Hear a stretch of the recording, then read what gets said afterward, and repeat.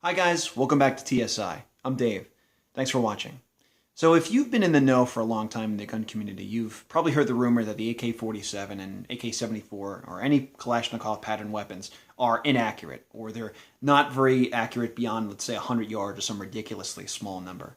And if you've experienced, or if you have experience with guns of that type, Kalashnikov type, I mean, then you know that's a load of baloney. It just is not true. But more importantly, I want to actually explore the reason why these perceptions exist. Why do we actually believe that the AK-47, or why do people in general, or some segments of the gun community, tend to say the AK-47 is really no more inaccurate than a musket? Pretty much. So let's really explore this.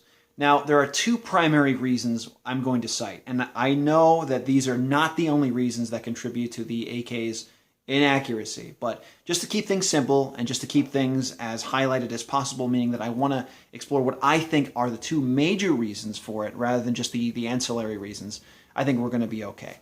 So the first reason I want to explore is the sights. Now, the sights are fucking terrible. They're fucking poopy on an AK, in fact. And at the same time, though, they're awesome. So how can a sight be fucking poopy and fucking awesome at the same time? Well, let me explain. After World War II, the Russians discovered that most engagements that they encountered occurred at 100 yards an end. The Russians were used to primarily fighting in urban environments like Stalingrad and other sort of city environments. But the point is that they were actually fighting at closer range. So weapons like the Mosin Nagant and even the SVT-40 were really kind of unnecessary. And this is the same experience with many other nations during World War II, but the Russians especially, considering how brutal and horrible World War II was for them. They lost millions upon millions upon millions of people, more so than any of the Allied countries. So with that in mind, the Russian strategy during World War II was to take a bunch of submachine gun guys, overwhelm a position, and just shoot the shit out of them at close range. And that's the experience that they had during World War II. And that's the kind of experience that they had in mind when they developed the AK-47. Now, as you know, the AK-47 was not the first assault rifle ever designed. That honor goes to, well, you can even say that it goes way, way beyond that to the Fedorov, but we're primarily going to be talking about the STG-44 Sturmgewehr. Now, what makes an assault rifle as opposed to a submachine gun or a full battle rifle is the fact that the cartridge is basically a cut-down version or an intermediate version of a full-size rifle cartridge. So let's just take the example of the 7.62x39. The 7.62-39 is effectively a scaled-down version of the 7.62x54R, which is the cartridge that the Mosin Nagant fires, which in turn was the primary service weapon of Russia during World War II. So the objective was to actually create a weapon that had the balance, meaning that the rapidity of fire as a submachine gun, but also the relatively good accuracy and punch of a full-style rifle.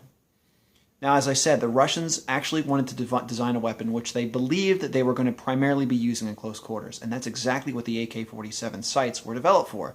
That's why the sight radius is relatively small on them, because the expectation was that you're going to be mostly engaging targets of 100 yards and in.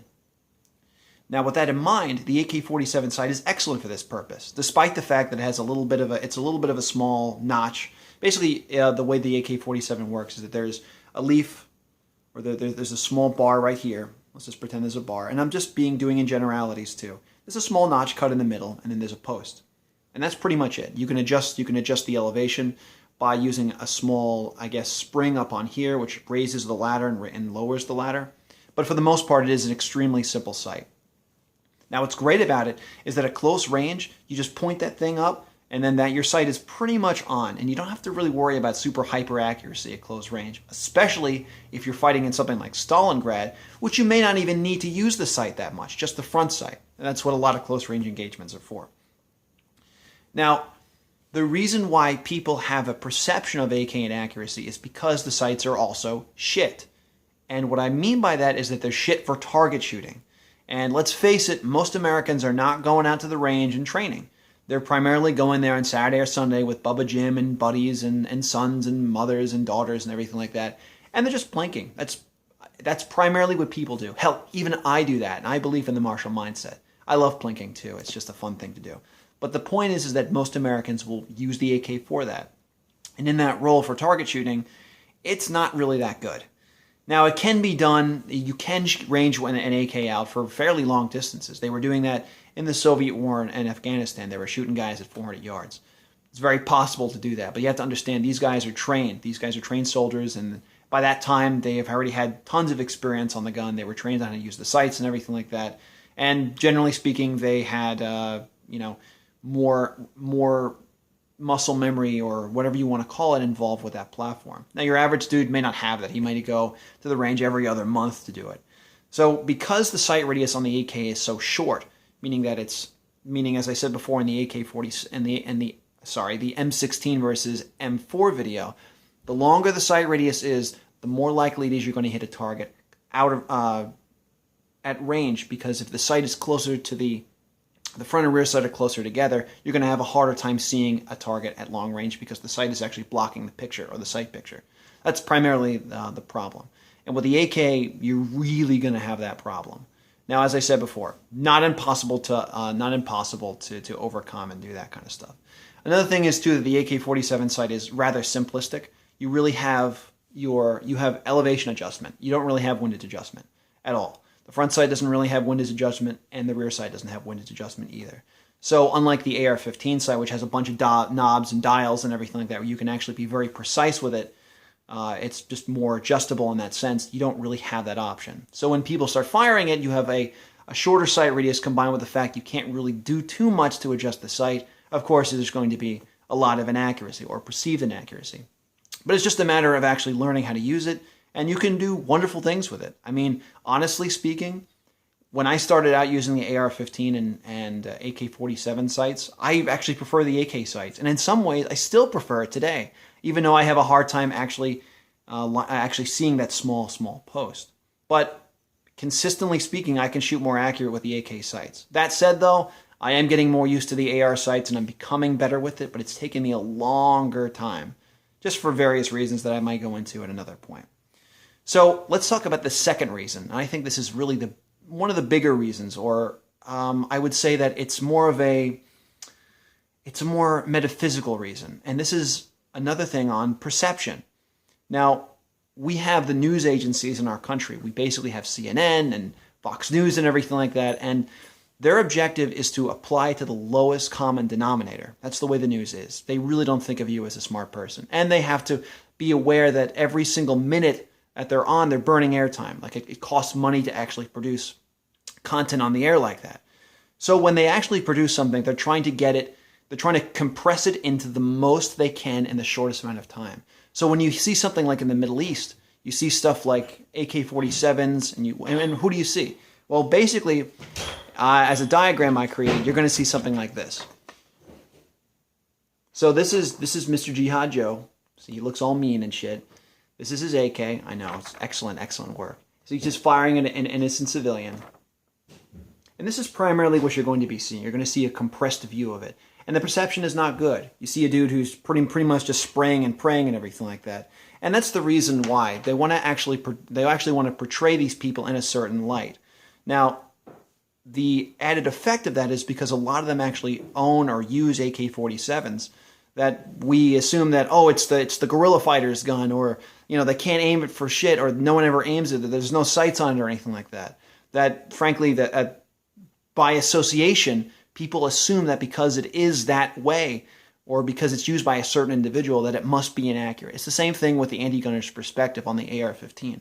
Because people like Adam Lanza used it, because all these other shooters have chosen that weapon, it becomes an evil, child-killing machine. In reality, it's not even that at all. It's not even that. It is what you make of it. But that's a completely different video that I think one day I'll go into. So another reason is because I would say that there is the American need, or American hubris, or the need to actually feel superior. Now, talking to people who grew up in the 1980s, I grew up in the 90s, so this really wasn't a factor too much to me, but I get a little bit of it. You have basically the USSR and the USA engaged in a Cold War. Now, there's a natural need to want to be better than the other side, to want to believe that everything that you are is better than those guys on the other side of the fence, of the Iron Curtain in this case. So the way the AK-47 was depicted back then was as the bad guy gun. And even today, it's still depicted as the bad guy gun. So we naturally want to assume that the gun must be shitty because it's not on our side. It's not on our team. We don't have to worry about it. It's no way that it could be good because it's not American. And everything American is great.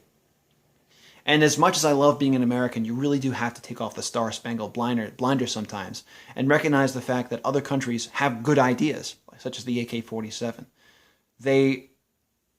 It's nothing really uniquely American. This need to believe that our side is the best or our side has the most efficient equipment. Because when we are locked in a struggle with something, especially when you're talking about the Soviet Union and even the more modern conflicts like the Taliban, we want to believe that everything about us is just so much better than everybody else. We want to make us seem as superior as possible to justify war, justify competition, justify everything. I'm not saying that these things are unfounded. Far, far from it. I believe that we were a lot better than the Soviet Union. I believe that we are much better than the Taliban and ISIS and all those shitty people. But we have to understand why that actually exists. We have to really take these things with a grain of salt. So guys, here it is. The two reasons why the AK-47, the two major reasons why I find that they are perceived as inaccurate. There is the sights and media perception.